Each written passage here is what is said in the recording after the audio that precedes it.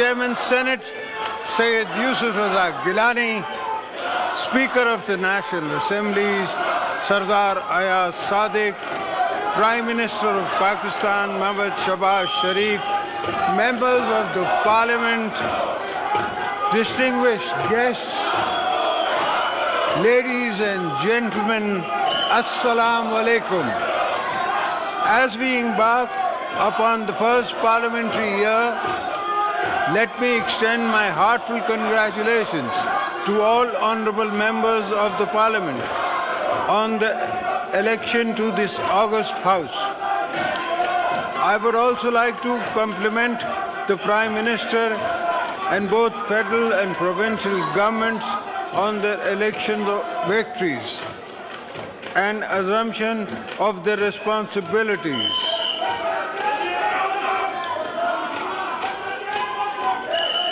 Let me also take this opportunity to express my sincerest gratitude to all parliamentarians and provincial assembly members for their trust and confidence in electing me for a second time as the President of Islamic Republic of Pakistan. I am humbled by this opportunity bestowed upon me by the grace of Almighty Allah. Mr. Speaker, let me begin this parliamentary year by sharing briefly my vision for future, because much of it's based on choices we make in my particular role in the past too. I have made important choices that made history. When I chose to give away my own powers as President to the Parliament of Pakistan. I expect you as parliamentarians to use those powers with the wisdom and maturity our country merits and needs. I see my own role today as a unifying symbol of a joint, robust federation, where all people and provinces should be treated in equal before law. At the same time, in my considered view, it is time to turn a new page. If we see today as a new beginning, which it is, that we can build on our strength by investing in our people, by focusing on public needs, by harnessing our relation of our resources to create pathways to inclusive growth.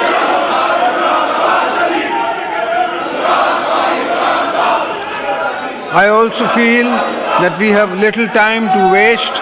The country needs us to move on from the polarization so common now to contemporary politics. This joint house must play a leading role in the rebuilding public confidence in the parliamentary process and establish a foundation for the uninterrupted sustainable development of our nation. Let us not confuse constructive disagreement and healthy noises of a growing democracy with the pursuit of zero-sum thinking.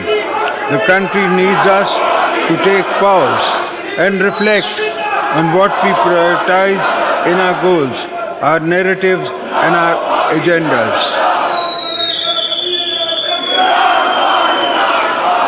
I believe we can resist the political atmosphere to reflect more light than heat if we really want to. But it will need all of us to step back and decide what matters the most. I mean all of us. At the end of the day, it is up to all of us to turn challenges into opportunities, because that is what robust nations do. I have always drawn inspirations, guidance from great leaders such as Quaid-e-Azam Muhammad Ali Jinnah, Shaheed Zulfikar Ali Bhutto, Shaheed Mohattarama Benazir Bhutto, who spend their lives being advocates for democracy, tolerance and social justice.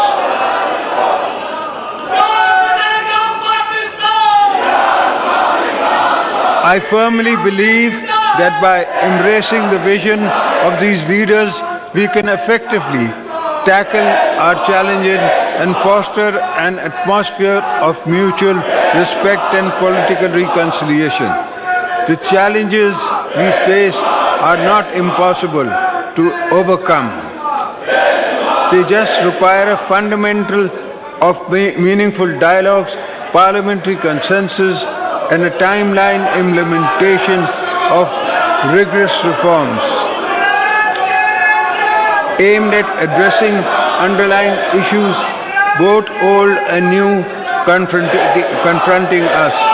I strongly believe that in order to align our country with the 21st century, it is imperative that we move forward on reforms to promote good governance for the provision of optimal social entitlement to our citizens.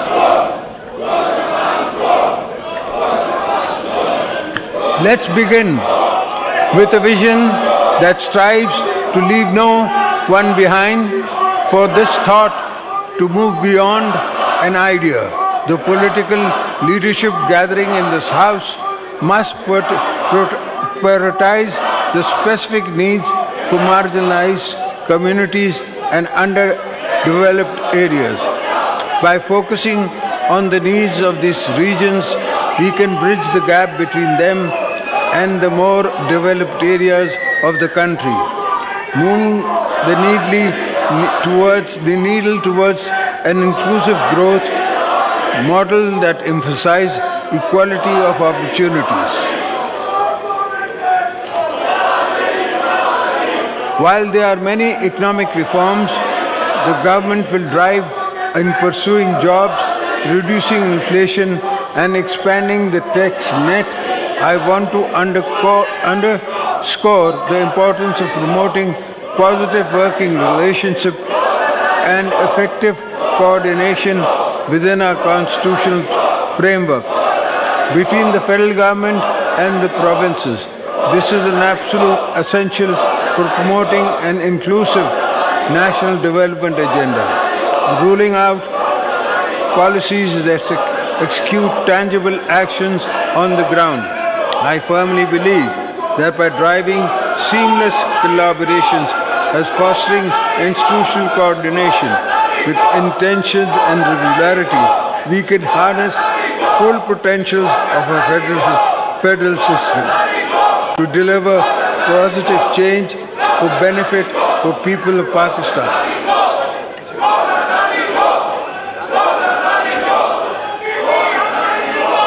Mr. Speaker, honorable members of the Parliament, Pakistan needs all hands on deck to revitalize its economy. Without shedding all caution to the winds, our primary objective should be to attract foreign direct investment.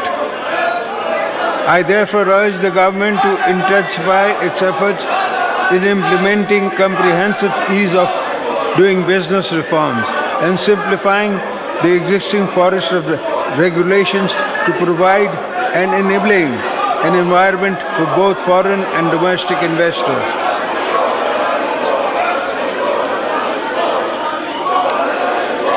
I commend the establishment of the Special Investment Facility Council aimed at attracting and facilitating investment in the key sectors, which is a step forward in the right direction.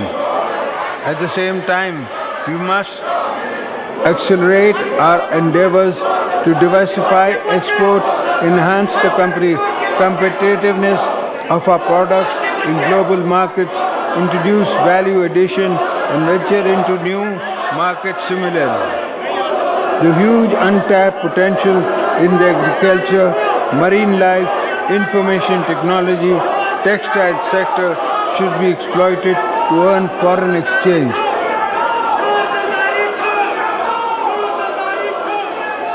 Any global or national stocktake will tell us that the world is changing fast under our feet. Pakistan has been sincerely devastated by different impacts of climate change, especially in the shape of a catastrophic flood in the 2022. We urgently need to invest in climate-friendly, climate-resilient infrastructure to mitigate the rapidly compounding risk of climate change. At the same time, we need to ensure that clean energy technology from the core component of our national energy mix, as they would not only create opportunities for green economic growth, but would also make energy more affordable for our people.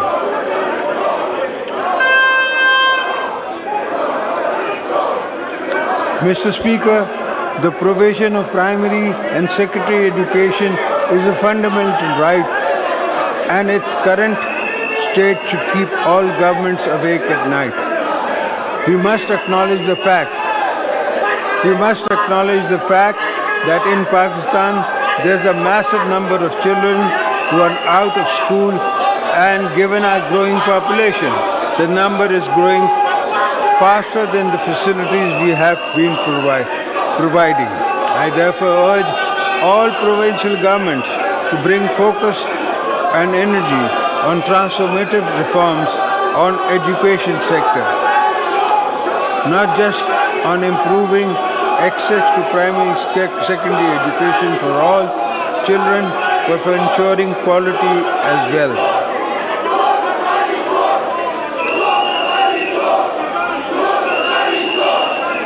Mr. Speaker, respected parliamentarians, I am sure all agree that our health sector is in urgent need of rebuilding and scaled up expansion. Regular investments in the primary and secondary health infrastructure as well as human resources are needed to ensure that every citizen has access to quality of healthcare services and that no citizen lacks medical care. Mr. Speaker, a combination of factors has come together to create what I see as a crisis of income and food insecurity. For many of our people, I am pointing, of course, to the large number of our population that has been slipping into poverty either through climate impacts on their incomes and assets or sheer cost of living pressure on the families. It is our responsibility to ensure that they move out of extreme vulnerability within the ability to access opportunities for jobs and resources to reinvest in farms, livestock and small businesses.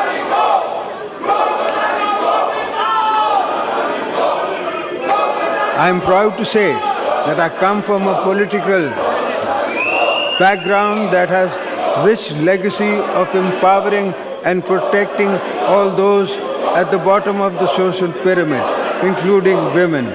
Shaheed Mohtarma Benazir Bhutto was a champion of women's rights and always went on extra mile in advancing women's causes, just as she sought entitlement of economically and socially vulnerable groups of Pakistan. I am very proud of the fact the Benazir Income Support Program has been providing a lifeline to millions of vulnerable women across the country, offering them financial assistance and social protection, while giving many women the incentives and seed capital to start up small businesses. I'm glad that the number of the beneficiaries of the Poverty Alleviation Program has risen to over 9 million, but we need to bring more underprivileged women into the social safety net. I am hopeful that the new government will actively work to reduce social and economic fragility while aggressively promoting girls' education and health, including programs to reduce maternal, maternal and as it has mother and child in her.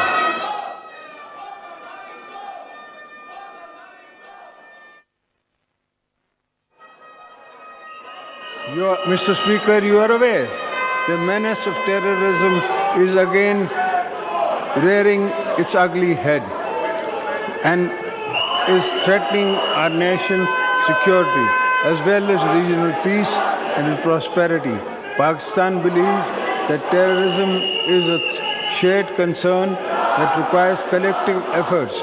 We expect neighboring countries to take strong notice of terrorist groups who are involved in launching attacks against our security forces and people. Today I reaffirm the nation's resolve to eliminate terrorist elements.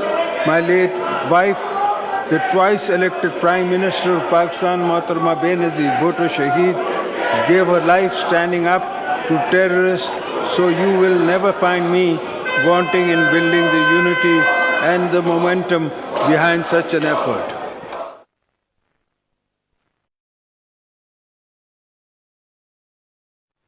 We are proud of our armed forces, law enforcement agencies who have rendered immense sacrifice and played a heroic role in the fight against terrorism, defense of our national frontiers. I will also take this opportunity to thank our friendly countries, particularly Saudi Arabia, UAE, China, Turkey, and Qatar, who have always supported Pakistan in difficult times. It is important also to recognize the US, EU, and UK have all been established trade partners with a history of cooperation in many sectors, which we hope will grow further.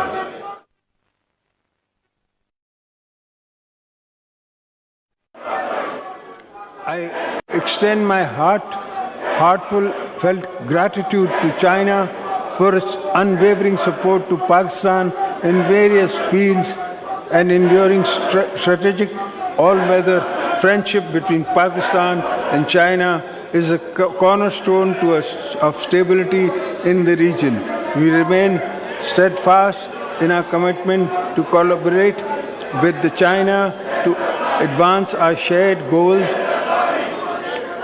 and fostering regional peace, promoting connectivity, ensuring prosperity, and maintaining stability, which includes completion of the China-Pakistan Economic Corridor. We will not allow hostile elements to jeopardize this vital project or undermine the strong bond between our two nations. We will take all necessary measures to ensure the security of our Chinese brethren and sisters. Before I conclude, I must remind the world of the unsung sacrifices of our Kashmiri brethren, their ongoing struggle for the freedom of Indian illegally occupied Jammu and Kashmir. The revocation of Article 370 and 35A is part of India's strategy to reduce Kashmiris Muslims to a minority in our own homeland. Pakistan rejects the one-sided India action and calls upon India to reverse all illegal measures taken on or after 5th of August 2019. I assure our Kashmiri brothers and sisters that Pakistan will continue to provide moral, political, diplomatic support to the people of occupied Kashmir until they get the right to self-determination. Pakistan believes that the key to durable peace in South Asia is the resolution of dispute in accordance with the United Nations Security Council resolution. Similarly, we are deeply concerned over the tidal wave of indiscriminate killings of innocent Palestinians and large-scale genocide committed by the Israeli forces. Pakistan strongly condemns the brutality with and immunity of occupation forces and remain steadfast in principled support for the establishment of an independent and viable state of Palestine based on the pre-96 borders as Al-Qudus al-Sharif as its capital. Mr. Speaker, honorable parliamentarians, I have complete faith in the capability of our political leadership, public institutions, civil society, and youth to successfully overcome the multiple challenges facing our nation today. This is based on my unshakable belief in the citizens of people, knowing that whenever we unite to make common cause, we deliver on our promises. Today too, I believe we can pull together to draw on our moral political capital in steering our country out of its complex but not impossible social, climate and economic challenges.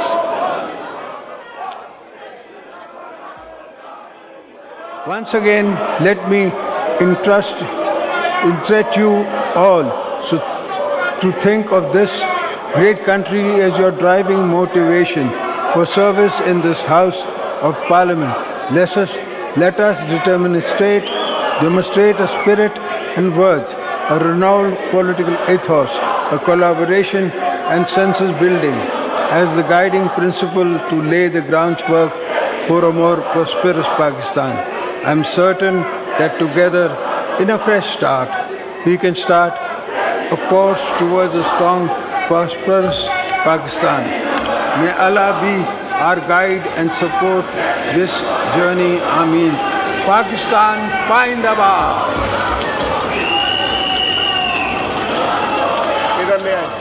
इधर ले आए।